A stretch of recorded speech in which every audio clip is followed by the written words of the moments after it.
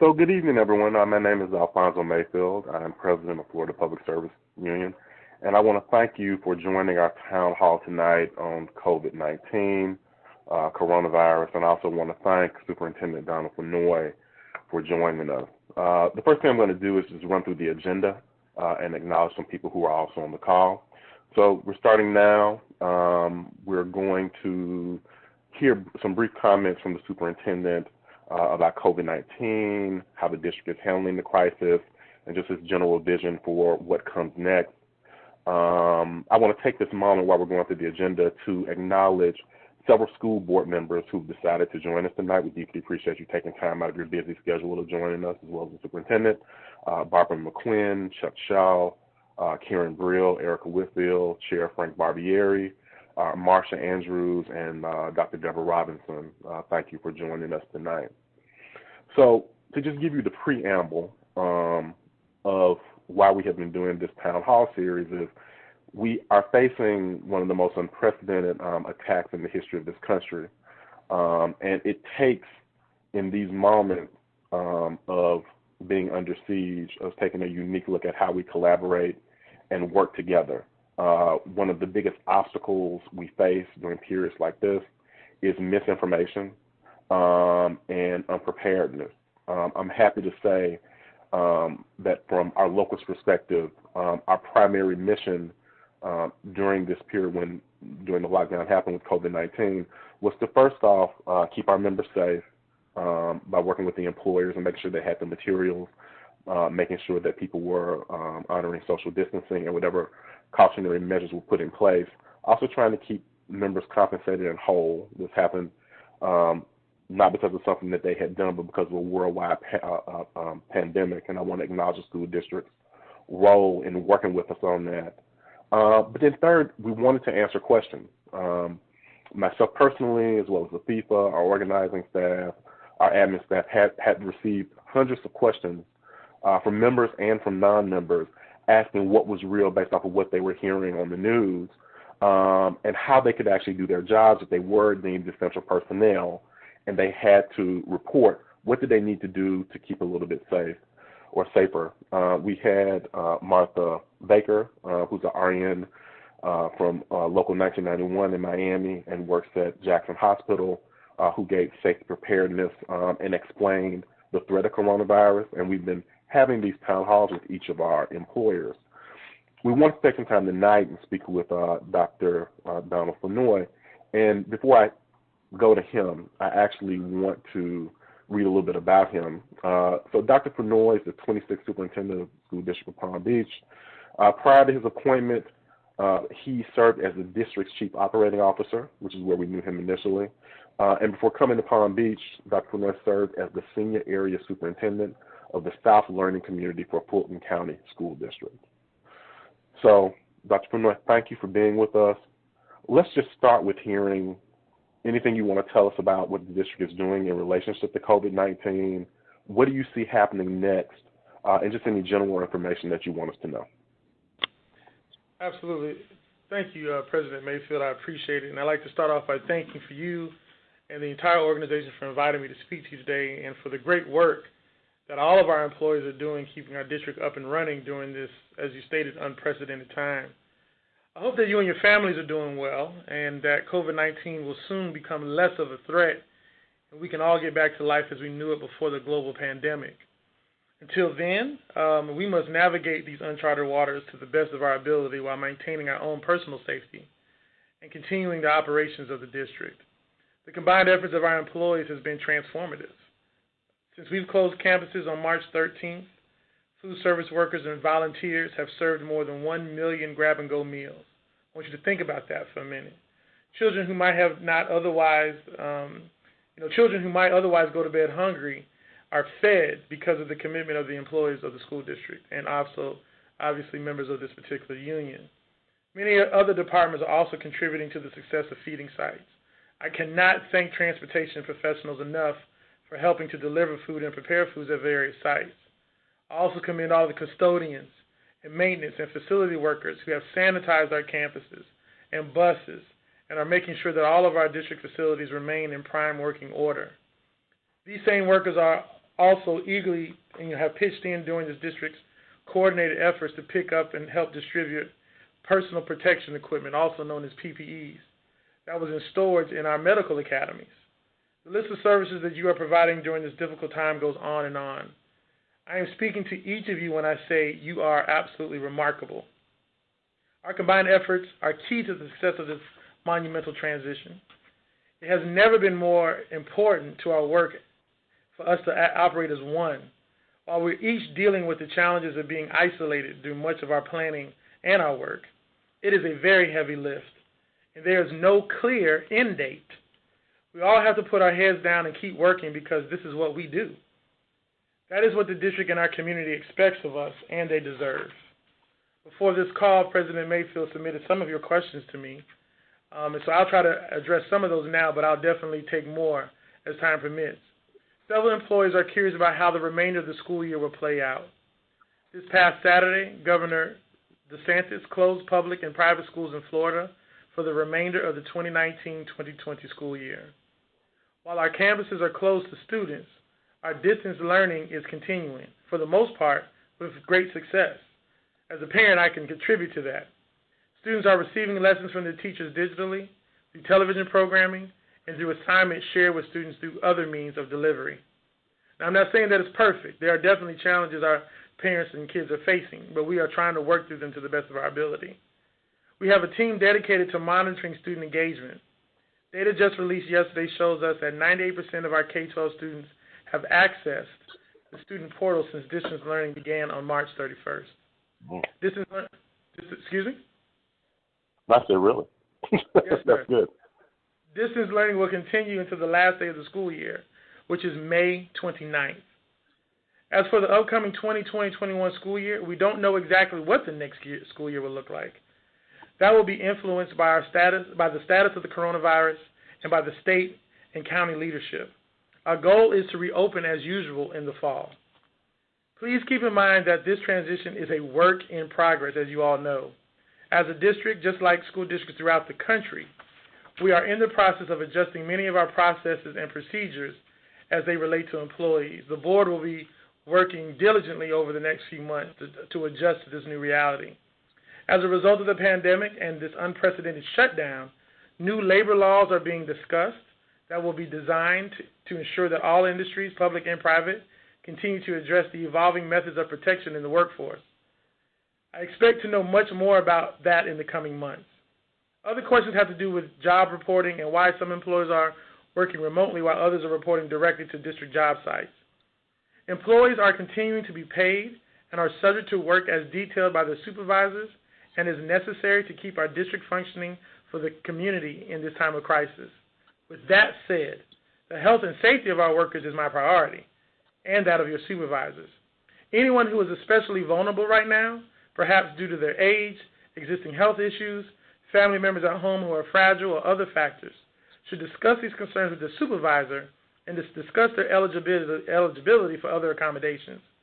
I also want to emphasize that workers who are reporting to work site be very deliberate in protecting their health by maintaining social distancing and wearing the appropriate personal protective equipment.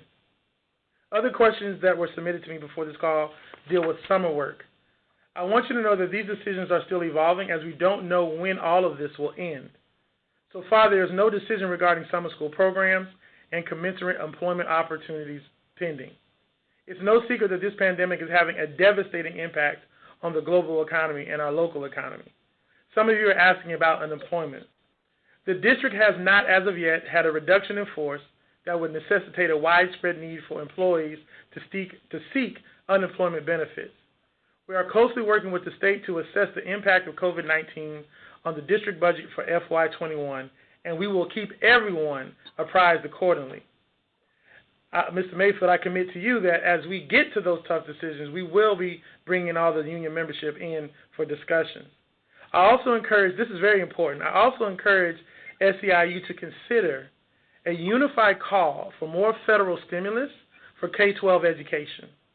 This effort may go a long way in saving jobs.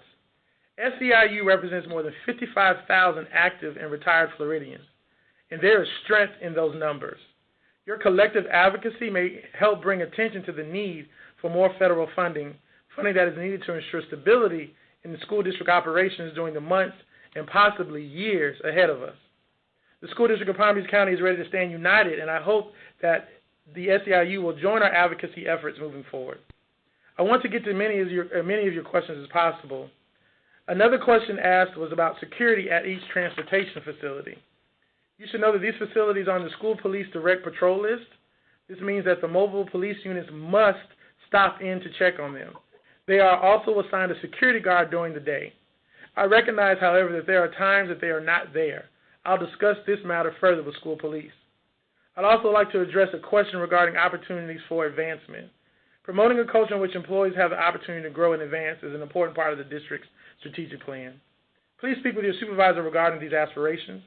Take advantage of professional development opportunities within the district. The school district has many opportunities for professional development, and many of that will be rolled out virtually over the next couple of weeks so that people can take advantage of them over the summer. These are high-quality opportunities, and I encourage both our instructional and non-instructional personnel to take advantage of them. Also, keep your eyes on employment postings advertised by Human Resources. Mr. Mayfield, again, I can't thank you enough for putting this on together, and at this time I turn the meeting back over to you.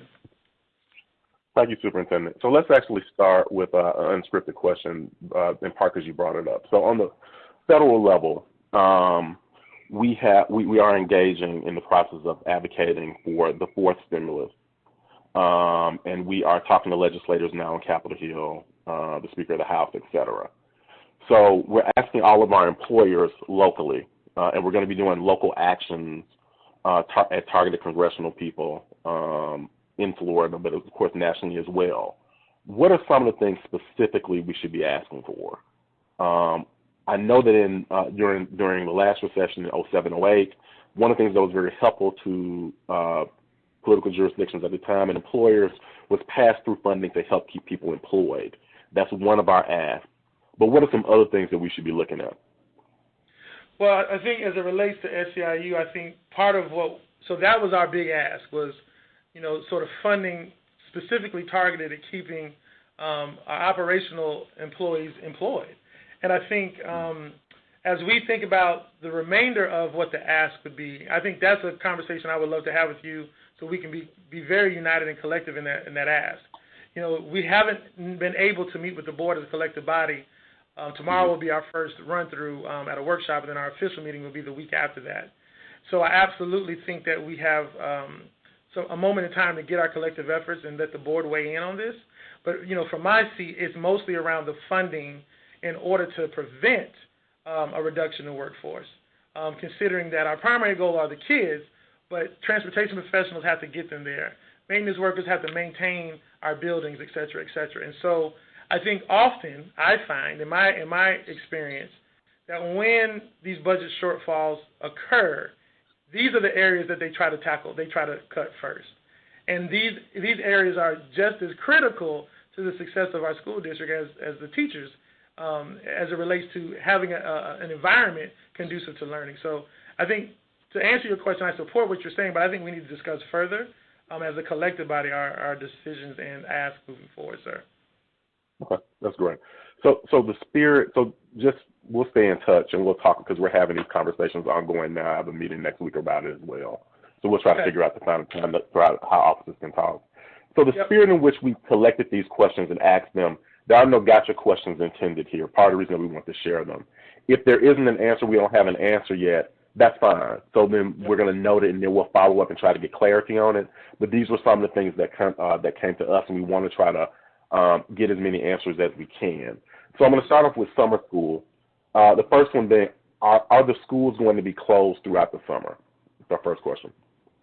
So as of right now, the schools will be closed. But let me be very clear on this. We're planning to open them up for summer school. And there are definitely a lot of our normal back-to-school operations. As of today, I plan on keeping all of those functions moving forward. The question for all of us is how we do it and be in accordance with the guidelines of social distancing, et cetera. And so we have all the teams working through that now, speaking with their employee groups. But as of right now, my intention is to move forward with summer work opportunities so that we can, as you know, as the former chief of operations, the summer is when operations is really working, feverishly to get ready for the school year. So right now we're continuing that plan to move forward, sir. Okay. So the follow-up is specifically on the operations side. Will there be work during the summer? And then what? Then and there's a secondary question about summer and work pay. Mm-hmm. So like I stated earlier, right now we plan on.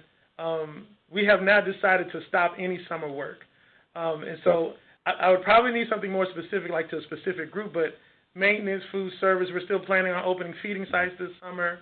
I think the biggest question is going to be around transportation for summer school. Now, that one we don't know yet. We have not been given any clearance to allow students of any kind to gather in groups of larger than 10. So we're still trying to figure that point out. But I can speak to, I think about a year ago you and I discussed this idea of smooth pay versus, I can't remember what the other term was. But because of the smooth pay going through by your membership, those people that would typically get those checks during the summer right now are scheduled to get them. Okay.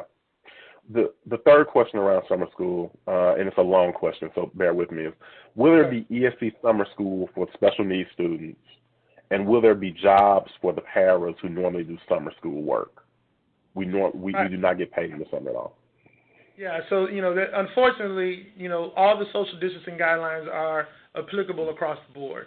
And so as a district, truthfully, the realities of special education and the compensatory services and all of that sort of, not to be flippant, but sort of hand-to-hand services that we provide, unfortunately, we're not providing that right now. And so this would speak to the reality that we won't be providing transportation anywhere unless something dramatically changes this summer, where they would allow us to do that. Now, we have another challenge is that even if the restrictions are lifted, there are many parents who still don't want their children around other people. And so a lot of that decision is going to be predicated on whether or not we have the numbers to even move forward, if we're even given permission granted to move forward with the traditional summer school for special ed. Do you envision, and this is a direct follow-up from me, do you envision a scenario on the state level where the governor could come back and open schools for summer for part of the state, but not for South Florida because of the ongoing concerns around COVID-19, or do you think it'll be uniform? So it's interesting because I think in the last couple of weeks, we've been hearing that there's definitely differences in the COVID-19 outbreaks as it relates to South Florida and the rest of the state. However, I think there's also a realization that people aren't staying put. I think we're going to face an interesting challenge now that the beaches are open back up. We're already starting to hear reports of people from other states saying, well, we're going to go on down to Florida and hang out. So I think so for us that presents a big problem, right? And so I think all of us I think a lot of this we're taking week by week as the information comes in. I'm pretty confident, though, because a lot of the conversations with the state, and even I have a call tomorrow again with the White House, the South, they are poised to try to do something different with South Florida versus the rest of the state. But again, I don't think he's got to the point where he wants to make that a solid. We will do something different because we don't know what that looks like. And as the summer progresses, obviously now there's conversations around so-called second wave maybe in the fall. I think there's just a lot still to be determined on that. So I didn't really answer your question because I can't speak directly for the governor, but I can tell you information right now is speaking to something different for the South. Yeah. Thank you. That's actually an answer. I appreciate it, based off of what we know. So another summer school question that I'm going to shift to another topic. When will registration begin based off of what we know, off of the programs that may open up even if they're distance learning or et cetera? Yeah, so we have not delayed any of those processes. We actually, I think, either last Friday or the Friday before, to be honest, I don't even know what day it is anymore, but we still went through our choice fair application process, and so a lot of those registration processes will just open during our normal times. I can't give you the specific dates, but I will get back to you, but we're not planning on delaying any of those things. Okay, thanks. So our next section is around school reopening. So when do you think schools will reopen? Do you think that the new school term will be pushed back or impacted? And then when do you see employees going back to work and I know that a lot of this is speculative, and we're dealing with this in a bunch of different places. I think Yeah. people want to hear, under different scenarios, as best as you're able to say, how do you think that this could play out? Well, I think you're right. This is a hard question because there is no date. I think at the end of the day, we're preparing to open school as normal. That's the mindset. So, and it's easier for me to do that because that gives me an infinite timeline. Like, look, we need to be ready by August 11th or 10th, whatever that date is. Now, am I preparing for the pushback, meaning the governor could come back and say, hey, we want to push this date back?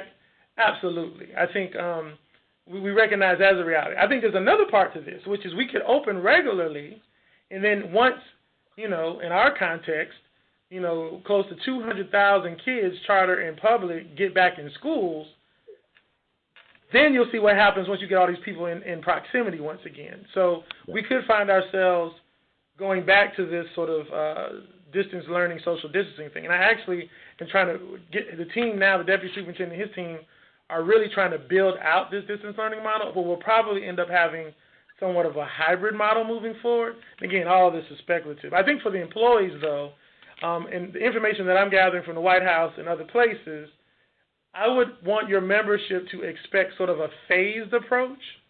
I think one of the tasks that we're going to ask the board to tackle are stay-at-home policies for work. There's always the interesting challenge of the legal pieces of this. I can't ask an employee their age. I can't ask an employee, do you have underlying health conditions? But I can, if the employee presents that to us, then create a series of protocols to allow that employee to remain safe, and we figure out other options. I think the hard truth is there's no playbook for this. None of us have done this, not this work before. And so I think it's going to require a lot of collaboration on our part. So, and we've done a lot together for the last 5 weeks, but I think moving forward, there's going to be a lot of collective conversation on how we do these things because, let's be clear, we're not a private industry. We are an organization that is funded by the taxpayers. And so the board and myself have a responsibility to be good stewards of the money. So this is why our hope is that through our legislative efforts that our budgets can be shored up to maintain our workforce until this thing ends. So you answered some of the other underlining questions underneath school reopen. I'm going to rephrase a couple of them and ask them to go a little bit deeper, if that's okay. Yes, sir. And then drop a couple. So how would the district deal with students whose parents decide to keep their kids at home because of fear of coronavirus? Yeah, so, we're already starting to get those communications where, as I stated about distance learning, some people think it's the worst thing we ever did. Some people think it's the greatest thing. And so we are working, again, all tentative. If we can shore up this work that our team nimbly created in basically 2 weeks, and we've been modifying and updating it as we learn more, I don't see how we don't provide this option for families in the fall. And so now the good news for me is if we can convince them of this, instead of them just leaving us all together and going homeschool or somewhere else, and that means they would take their FTE with them, FTE meaning the money that the district gets to operate. So the goal for us is I'm trying to get the team to be aggressive in recruiting families to stay with us no matter what. I think it's becoming clearer and clearer. People are having apprehensions about sending their kids into these spaces, but then some people just have to send their kids back to school. It's just we're seeing it all. Think about it. I'm the superintendent, but I have children in elementary and middle school, and so it has been a challenge for me trying to do my job and make sure they stay on top of their tasks. So it's not a challenge that I'm not unfamiliar with personally. So I think to answer your question, I think there's going to be a hybrid approach once we get back to school. But the overarching goal is to keep all of our money in the districts, and to be honest, so that we can continue to operate as normal as possible. So how do you think, or has there been any discussion up to this point about how a child's school day would change when schools reopen? Or do you imagine that there would be any change? President Mayfield, I don't see how we don't change it to some degree. I think we're getting the first sort of glimpses into China, I think Sweden, and, you know, I'm seeing like little cubicles and a lot of hand washing stations, taking temperature. I think Dr. Robinson and I talked about that some months ago. I think, you know, people are going to have to feel some level of safety and security as it relates to who, and again, let me be clear, it's not just, you know, students and parents. I'm worried about the bus driver who has to put these kids on the bus. You know, the food service worker who is in close proximity with food distribution. And so I think there's a lot for us to discuss to figure out how this changes. I mean, I can admit, I think any possibility is open at this point. I've seen where there won't be any more recesses, or kids will go for a partial day. You know, Mr. Mason, I'm saying a lot because I honestly do not know. I think a lot of the rules associated with social distancing, or where the pandemic is in July, is going to dictate a lot of what we do moving forward. I've even heard suggestions of decreasing the size of the school by running multiple shifts, like an AM and PM shift in some cases. I think we have to face the reality, and especially in the context of Palm Beach, you know, we have some of the most wealthiest people in the world, and we have people who live in abject poverty. And so the needs are just so different, right? And we have to make our decisions based on the totality of the community, not just one segment. Okay. Well, moving to safety and security, which, you know, you kind of hit the nail on the head. A lot of our members, who are the ones who are still reporting or are going to have to report, there's going to be some access to potential danger, and everyone wants to mitigate the impact of that, especially for the kids, but also for the people who are doing the work. So have some questions that is specific about now, but also going forward. So are the buses being maintained during this stay-at-home period? And has the district cleaned the offices for safety and training? And is it being done by an outside company or internally? That was the first question. Yeah. Good question. So, yes, the operations team has a schedule of folks going in, and just turning on the buses will save us millions of dollars. Diesel buses can't sit still and not be turned on. So they're going through those processes. There's a crew working on outstanding maintenance issues, and so they're still conducting that work. I think the cleanliness, so we had crews go in, so we have an amazing environmental services department led by Paul Strauss. We have sort of a blended model. So all of the offices have been sanitized, like even in the central office, certain doors have been barricaded. So once they have been sanitized by either the teams that we hired or our local teams, then those rooms are quarantined off and no longer can be used until further notice. So most of the transportation facilities have gone through that exercise. Absolutely, all the buses have. They sprayed them down and secured them. Now, the challenge is as more people come back to work, we now have to go back and do that and clean it. And so that's why I'm telling you there's a lot of continuous work going on, because once we sanitize, send people into work, and then we have to send another crew back in to sanitize after they do the work. And so we have 30 million square feet of air-conditioned space that we're responsible for. So this is a pretty heavy lift, which is why, I'm nervous, not nervous, I want to be clear, I want to try to use our employees who are able and willing before I start paying outside firms to do this work. Am I making sense with that, Mr. Mayfield? You are, and I think that actually leads into the next question. And I want to be real with you too.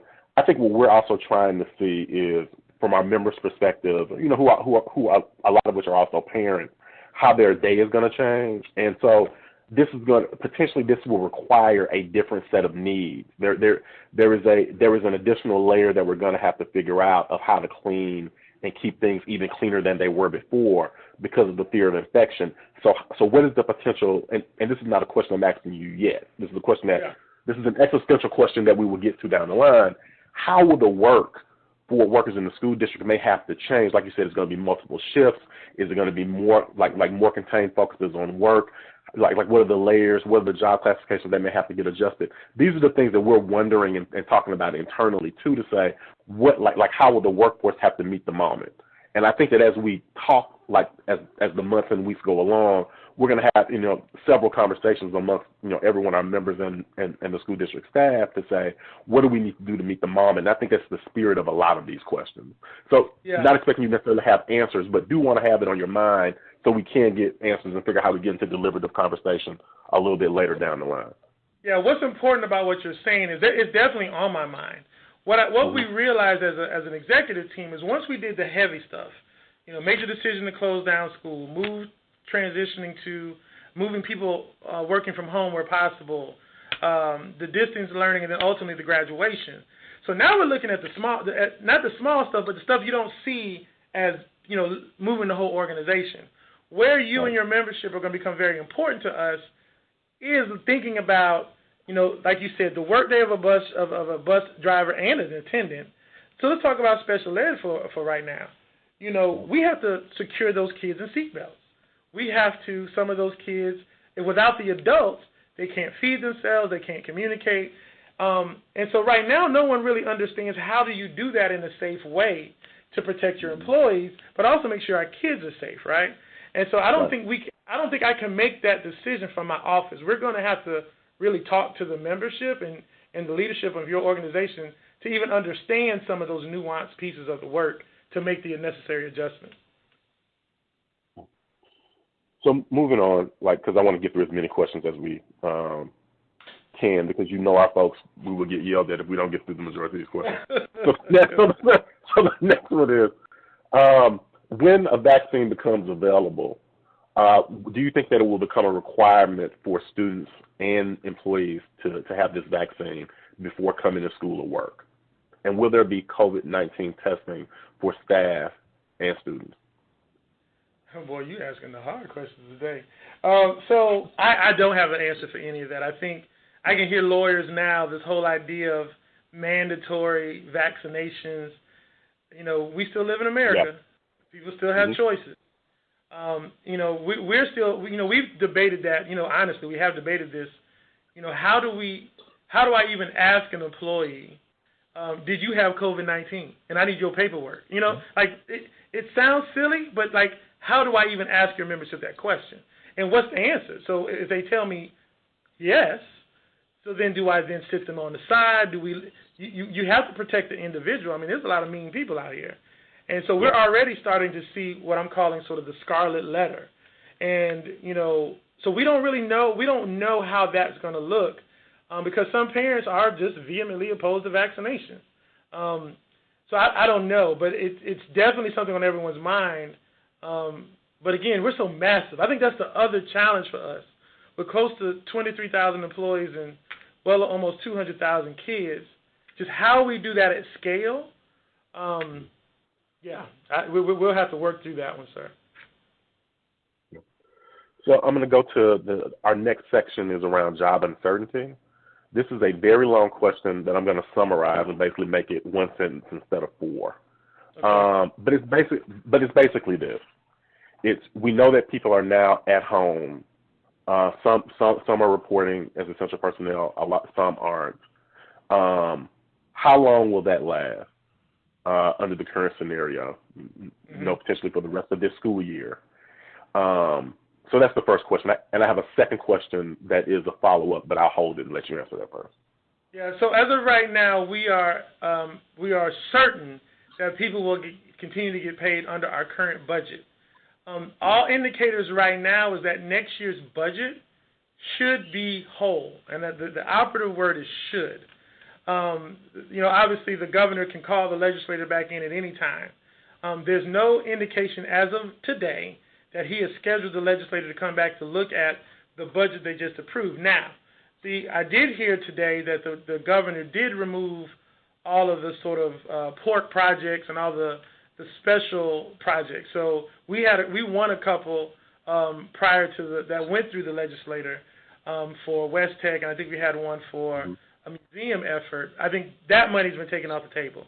But as of right now, no big pots of money have been slated. Now, when we roll into the new school year, especially in the beginning of the school year, I'm going to need all our employees. So I have no indication that I would be doing a reduction in force this summer because the budget, as the governor just pushed it through. So we have that budget for next year.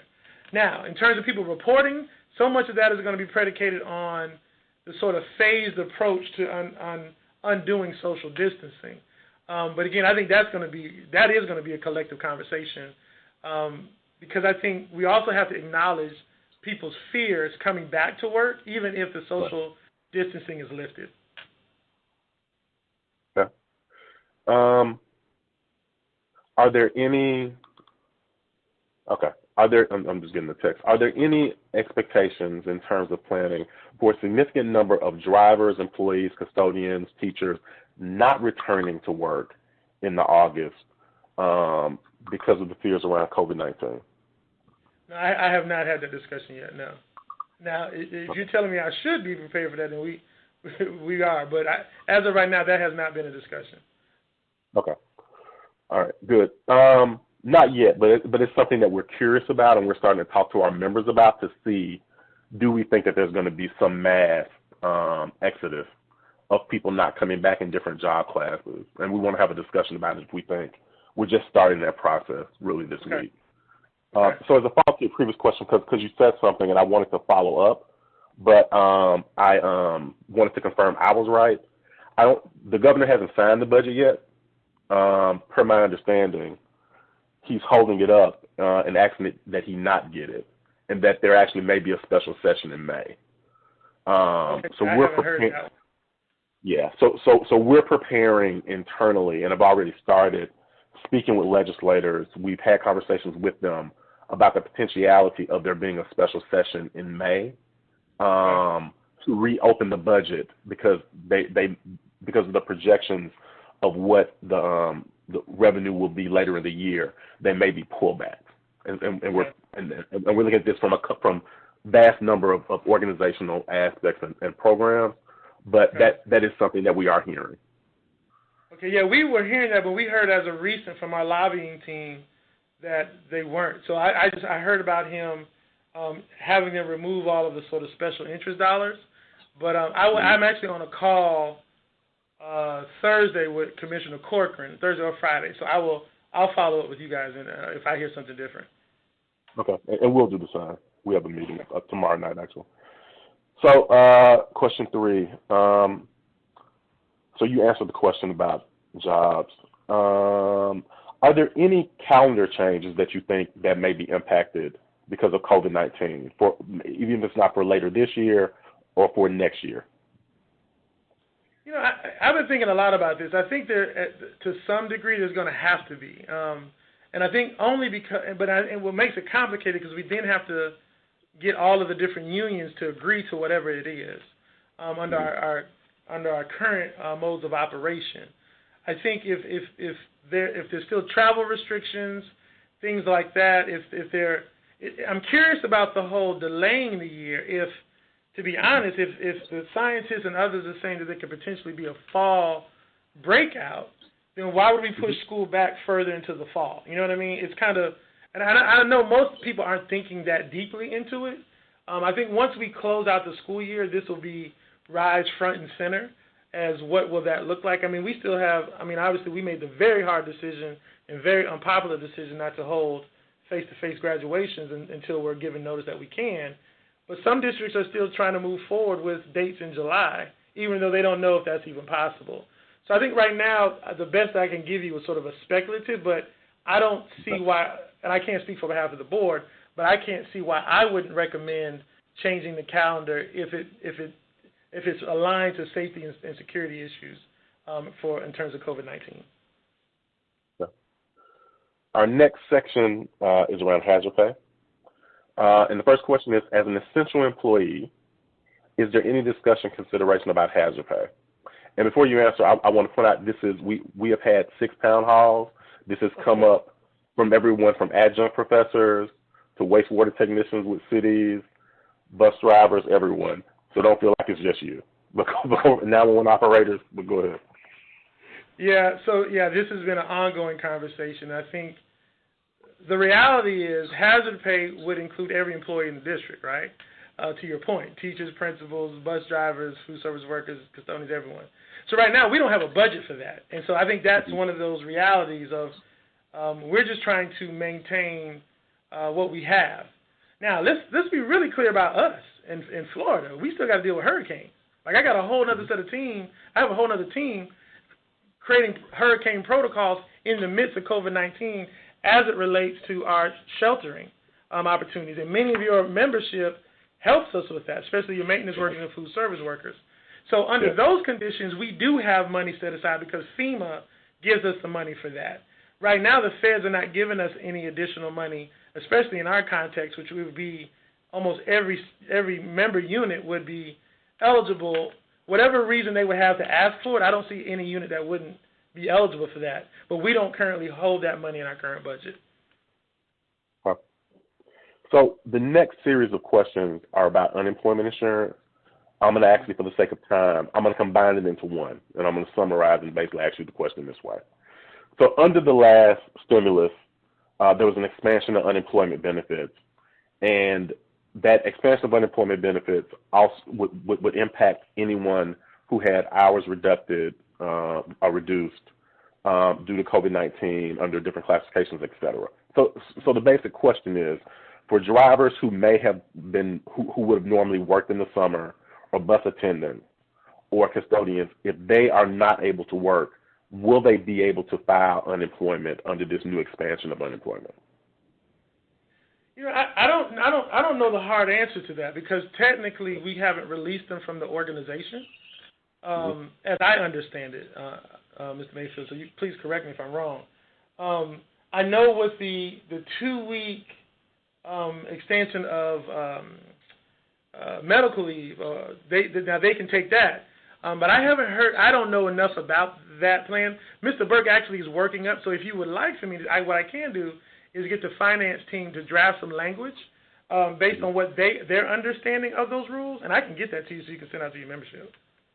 Sure. Let me also just be real with you. They might not know the answer either, and that's not anything to Mike.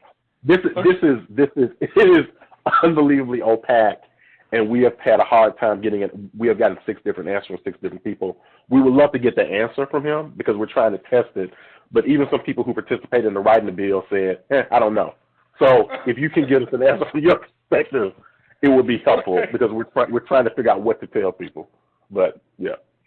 Well, I'll try to find out what I can from my side, too, and I'll share it with you when I can. Okay, thank you. So going into our last 2 sections are about unemployment insurance, essential work. The state of Florida considers pest control an essential public health service. What is the district stance?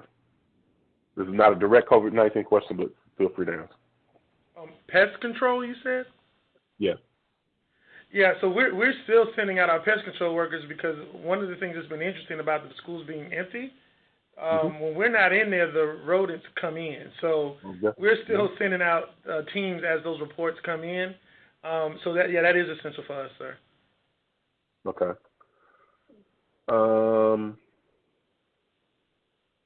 I do not understand that question. So here's a question on the career advancement. How can I utilize my education and get paid and promoted to a higher position based off having a master's degree in education and a master's degree in leadership? Yeah, I would encourage those people in those positions. I mean, we have a hiring freeze right now, but when those positions post back up, I mean, obviously talk to your supervisor about your interest. I think we've now set up an opportunity through the leadership department led by Carlene Millen, where you can get resume reviews. There's coaching on interview techniques. But most importantly is I think people should apply for jobs and get an understanding of what the job is and then tailor their interview and their resumes to reflect that. I mean, I think moving forward over the next couple of years, those jobs are going to become more competitive by virtue of our size and what's happening in the economy, meaning if a lot of private industries are laying folks off, then people will come to where jobs are available. And so I think it's about positioning yourself to be chosen over other candidates because at the end of the day, my charge to any supervisor is to hire the best person that you can for those opportunities. Okay. So I got some underlying bargaining-related questions that I think you and I will both have to answer. So, or not answer. So when will we find out when we will get our 3% raise when it is ratified by the school district? And with this raise, when will it take effect? And in our pay, will we get retroactive pay off to any date? So that has not been done yet because the school district has not been met. I know that the school district's payroll is calculating back pay. So we're expecting to hear something from the school district as soon as the school board meets, votes, and ratifies the contract, and we can lay out a better timetable. So if you have that question, I would say follow up with the organizer or with the main office, and we'll keep you abreast. We can actually get you that information. We have it all. If the board approves the ratification of SEIU, Mike has all those dates already laid out when those checks will be written for every bargaining unit. So I can get that to you. Okay, thank you. The second question is, will seniority be affected because of the pandemic? No. There's a longer question, but I can, no. The third question, is it possible for paraprofessional to have their pay extended or spread from 24 to 26 pay weeks? The way I would answer that is to say that is something that you could actually bring up in bargaining or with your bargaining committee members and talk to Joey, Chuck, and the bargaining team about maybe that's a change, and if the district is amenable. But I would say that would actually be my answer. I don't know how the superintendent feels about it. No, I think that's a bargaining issue. If I'm not mistaken, I think that's one of the issues in reverse that we were dealing with a year ago. And so I think they need to bring it up to their team and see what we can come up with. Okay. And so that's the last of those questions. I will ask one more unfair question.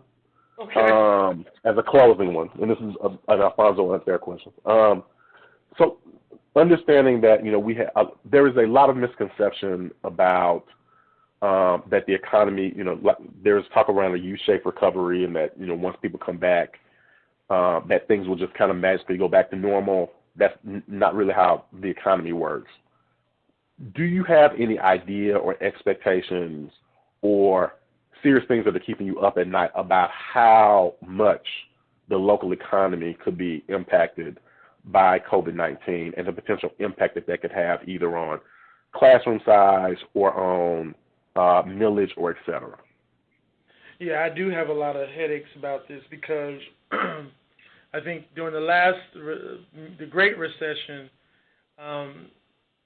so I think unlike the last recession, we were hit with this out of the blue and immediate. So we had an immediate impact with people being given direction not to go to work, and then obviously their employment opportunities shut down.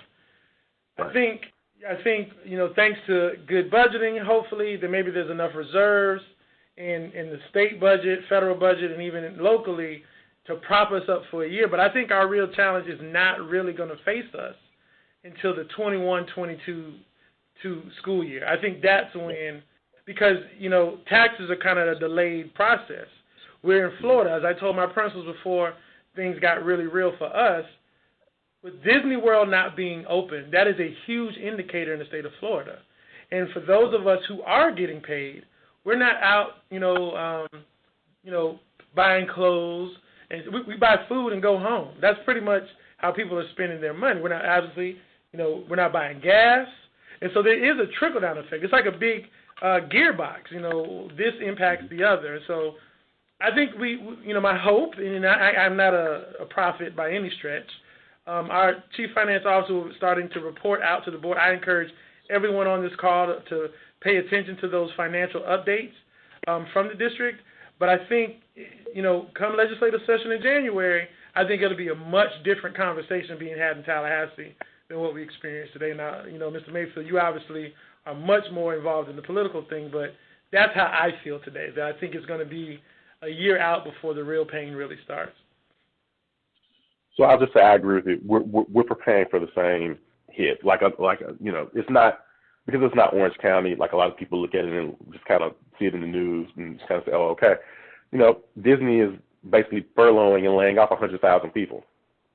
Mm-hmm. And what most people don't realize is that the economies of that happening actually also impact us, even though that's hundreds of miles away, because there's a lot of interrelated effects. And then you think about the tourism and everything here, it's the same thing. So we're looking at the 21-22 school year as well. and budgets for our non-K through 12 employers and trying to speculate how do we think. One of the things that we're hearing nationally is, depending, we know that there will be another stimulus, is that depending on what happens in November, there may be one after that. And I don't want to talk about that with you. But I will say, at that time, we will have to have a discussion if there is the possibility of another stimulus, what that would need to be and whether or not it actually has the ability to pass and actually get implemented. Yeah. So I think to your point, our lobbying efforts are going to be necessary in a way I don't think we've had to experience. This is going to be sort of our lifeline, and we're going to have to really be aggressive with federal and state officials. Okay. So with that, we're going to close the call. I want to once again thank the superintendent for joining us, thank the school board members for joining, and I want to say, superintendent, too, we're going to continue to do these, not just when the world is falling apart and the sky is on fire. So we want to invite you back.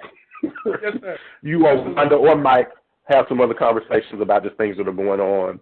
Our members are actually really enjoying these, but I appreciate you taking time out and sitting down with us. Well, anytime, and I do look. And please have your team follow me on the questions that I wasn't able to ask and answer, and then I will do my best to get that information back to you. You will. All right. Thank you. You all have a good night. You too. Bye-bye. And with everyone, we're going to close the call. If you have any questions, follow up with your organizer or your steward, and we look forward to getting questions from you and talking to you on another town hall at another time. Have a good night.